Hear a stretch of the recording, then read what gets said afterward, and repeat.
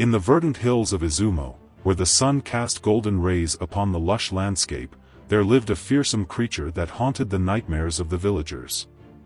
It was Yamata-no-Orochi, the eight-headed serpent monster, whose legend had been passed down through generations.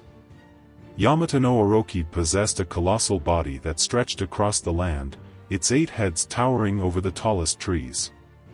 Each head was adorned with sharp fangs and venomous eyes that could paralyze with a single glance. Its scales shimmered like obsidian, reflecting the sunlight in an eerie glow. The monster's lair was a desolate swamp, where the air hung heavy with the stench of decay. The ground was littered with the bones of its victims, a testament to its insatiable hunger. Yamata-no-Orochi terrorized the surrounding villages, demanding sacrifices of young maidens to appease its wrath. One fateful day, a brave warrior named Susanoo arrived in Izumo. Hearing of the monster's tyranny, he resolved to slay it and free the villagers from its clutches. Susanoo approached the swamp, his sword drawn and his heart filled with determination. As he ventured deeper into the lair, the stench grew unbearable. The ground beneath his feet squelched with every step, and the air was thick with the sound of buzzing flies. Suddenly, Yamata-no-Orochi emerged from the shadows, its 8 heads hissing and its eyes blazing with fury. Susanoo charged at the monster, his sword glinting in the dim light. The serpent lunged forward, its fangs bared.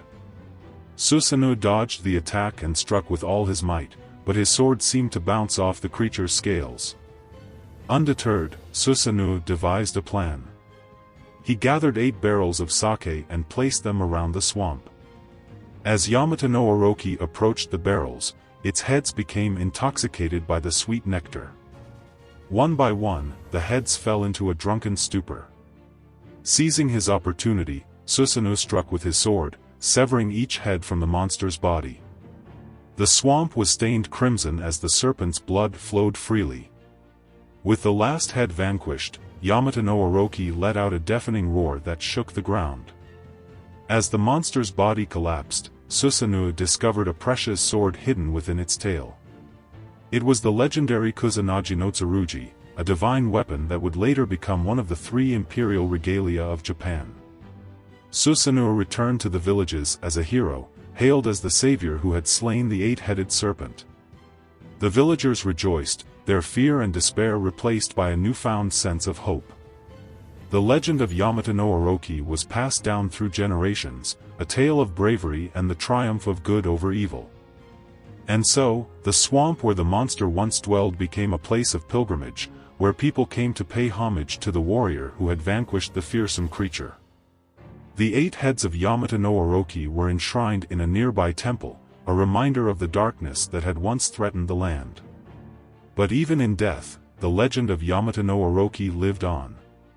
Its 8 heads became a symbol of the many challenges and obstacles that humans must face in life. And just as Susanoo had triumphed over the monster, so too could people overcome their own fears and adversity. For centuries, the story of Yamata-no-Orochi continued to inspire and captivate the hearts of the Japanese people. It became a tale of courage, resilience, and the enduring power of hope.